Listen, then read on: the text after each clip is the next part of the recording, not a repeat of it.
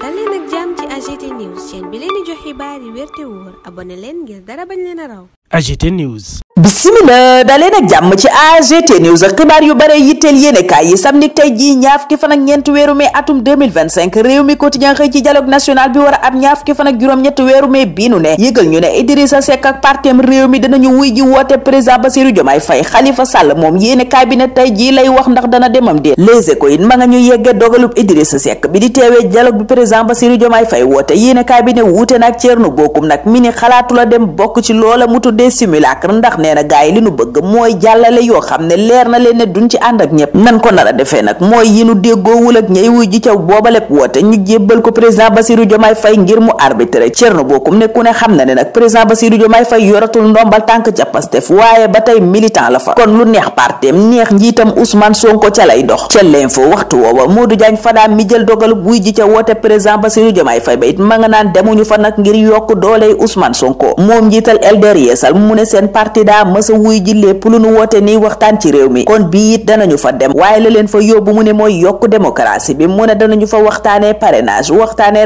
rationalisation parti calendrier républicain bi autorité élection yi ak financement parti politique yi waaye nee na yokk pouvoir premier ministre yóbbuwu leen ca boobaleb dialogue niki changer régime politique bu Sénégal ndax nee na Sénégal soxla wuta changer régime politique bii ñu am baax na Modou Diagne Fada ne expérimenté nañu maanaam ñam nañu régime parlementaire gis nañu li munu jural ma ngay leeral it ne partem booba di LDR Yeesal mi ngi wéy di bokk ci FDR di Front pour la défense de la République mu jàpp ne itam wuute xalaat ak gis-gis ci dialogue bi warta indi tasaaroo ca FDR APR ak République des valeurs di parti Macky Sall ak Thierno Alassane Sall Sud Quotidien ne ku mayiwul danañu wéet lool ci boykottub dialogue bi yéenekaay bi ne ndax bu weesoo ñaar ñooña daanaka ñetti téeméeri parti ak yu teg ya bindu ca ministère de l'intérieur yépp fas nañu yéene wuy ji président Bassirou Diomaye Faye bu dee invité nañ leen ca officiellement maanaam jox leeni carton d'invitation buy wone ne woo nañu leen ca booba lépp waxtaan booba di dialogue bi nag ka koy yombal di docteur Cheikh Gaye ca l'Observateur ma nga naan sunu démocratie gépp lañu war a tëggaat ma ngay wax ca dialogue ba ak jamono ji ñu ko tëgg mu yemook reddition des comptes ak 9000 contributions citoyens yi maanaam juróom-ñeenti junni xalaat yi jóge ci askan wu Sénégal dem ca dialogue boobaak lañu cay waxtaanee ñàkk bokkuk APR bu président Macky Sall it moom docteur Cheikh Gaye ma nga cay wax ca boobaleb journal buy dellu siit ci doxub ñaxtu bi amoon démb ci ngoon rappel à l'ordre woote woon ko ngir sàkku ci Diomaye ak Sonko ñu criminaliser homosexualité ni ñu ko diggee woon askan wi ba nuy wut réew mi yéenekaay booba ne juróom benn weeri dele nag lanu may nguurug Diomaye ak Sonko googa ñoom waa rappel à l'ordre it Les Échos ne dal nañu démb ci kaw nguur gi fi ne tey ñeel mbiram góor jigéen ak ni ñu ci tendeefale te diggoon askan wi ne bu nu jotee nguur gi bokk na ci luwaay yi nuy njëkk a wotelu Mame Matar Gueye ca booba lépp journal ne sunu borom moo njëkk a criminaliser homosexualité ñi ko bëgg a daganal ci mim réew nag mu ne ca miir ba la ñu jëm Karim Xrum Xax feelu ko fàttali Ousmane Sonko la mu diggee woon ca moomaleb mbir di criminaliser homosexualité Jamra ak Abdou Karim Gueye yéenekaay bi di Tribune gis na ña ngay teg pression ci Ousmane Sonko gouvernement am ngir ñu criminaliser homosexualité yéenekaay bi it yeggee ñu ne juróom benn weer lañu jox nguur gi fi ne nib dele ngir mu criminaliser homosexualité mooma laas tuddee ko ultimatum ngir Diomaye ak Sonko source a na mu gisee loola mooy le projet est acculé yéenekaay booba yi dellu si ci doxub ñaxtu bi Jamra ñoo lànk nitu dëgg ak yeneeni kuréel yu bootu ci rappel à l'ordre amal dem ngir ñaawlu ni lobby góor jigéen yi songee Sénégal waaye itam ñàkk sàmmonteeg li nu diggee woon ñoom nguur gi fi ne tey tax ñu jox leen juróom benn weer ngir ñu yegg ci criminalisation homosexualité maanaam képp ku ñu jàppati ca moomale mbir ñu daan la luy tolloog fukki ati kaso Abdou Mbow ca boobaleb yéenekaay di dal ci kaw waa ànd sàmm jikko yi ne leen xas ngeen fi Macky Sall saaga ngeen ko fi lu ne ngeen yekk ko ci mbiram góor jigéen yi tey yéen a ngi nii ñemewu leen wax dëgg Ousmane Sonko Mame Matar Gueye ak ñamu àndal moom ña ngay wax seen dëgg ca réew mi quotidien ne góor jigéen du fi am baat yéenekaay bi seppi yooyele kàddu ci ñu yëkkati démb ca seen doxum ñaxtu ba ñoom waa rappel à l'ordre yi doon woo kilifa yi ngir ñu tegu ci yoonub criminaliser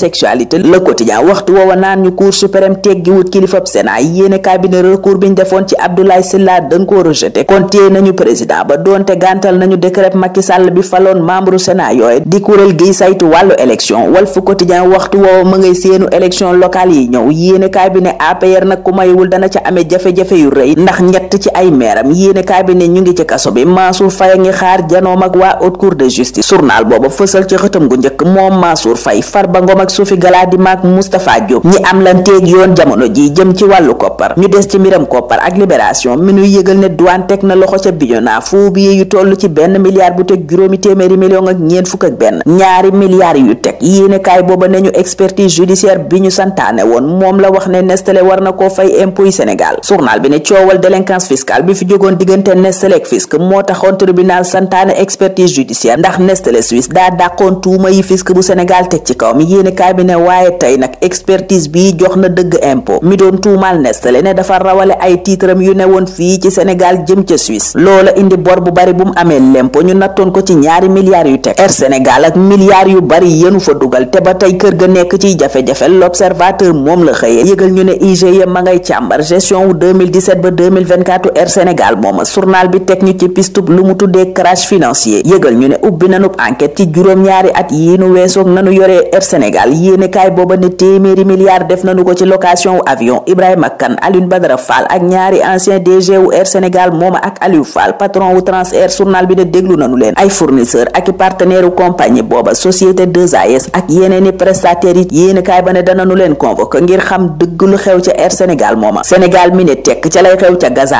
enquête moom la xëyee yéene kaay ba ne bomb yaa ngay taw ca Gaza waaye gouvernement bu Sénégal ba tey yeeyu ca yàbbi. journal ba ne loola am na ñu bare ñu koy ñaawlu tuddee ko indifférence. société civile bi la booba lépp yéene kaay gis muy jéem a taxaw fa diplomatie bu Sénégal waroon a taxawee. waxtu woowa Le Soleil di ñu yegge fukki dogal ak juróom-ñaar yi tukkee ci conseil interministériel bi ñu jagleloon économie sociale et solidaire ngir suqali ko. première dame Marie Khone Faye jamono jooja libération ne ñu ma nga ca fulaadu ba la mu bëgg mooy jàppale jigéen ñi ba nu gën a suqaliku gën a yit gis seen bopp ca la ñuy yëngu. susa jamono jooja naan ñu ex détenu yi naroon a yëngu-yëngal amal concert de casserole ca buntu ministère de la famille ña nga leen di tàmbalee fay. kilifa yaa ngi dalal seen xel ci ne koppar ga ñu leen dig di juróomi téeméeri junni yi danañ leen ko jox lataa tabaski. yéene kaay bi ne luy tolloog sax 946 maanaam juróom-ñeenti téeméer ak ñeent fukk ak juróom-benn ci ex détenu jot nañu góogalik ndimbal gu leen nguuru jomaay gi jagleel. jomaay mooma sax l'info nga nuy xabaar ne dana amal visite d'état ca Guinée Bissau njiital réew mooma di Embalo ko xamle. Sud Quotidien naan ñu météo xamle na ni nawetub ren bi ndox dana bari lool. yéene kaay bi ne ku mayiwul nag diggante août ak septembre mbënd dana am ci réew mi. enquête ne loolaa tax fi mu ne état bi toogu taxawut. yéene kaay bi gis ko ci alerte maximale jëm ci nawetug ren gi ak mbënd gi nu ciy ragal. L'Observateur moom ma ngay ragal ñu fomm combat Reug-Reug Boy Niang gannaaw bi Reug-Reug moomee amee blessure ca entraînement am. Zarko moom yéene kaay bi ne altine la ko CNG di déglu ca la mu defoon MMA di songu kam waroon a jonganteel ba gaañ ko ci loxo. foofa la nuy teg sunu loxo ñun ñaanal leen kendal ak jàmm. AGT News.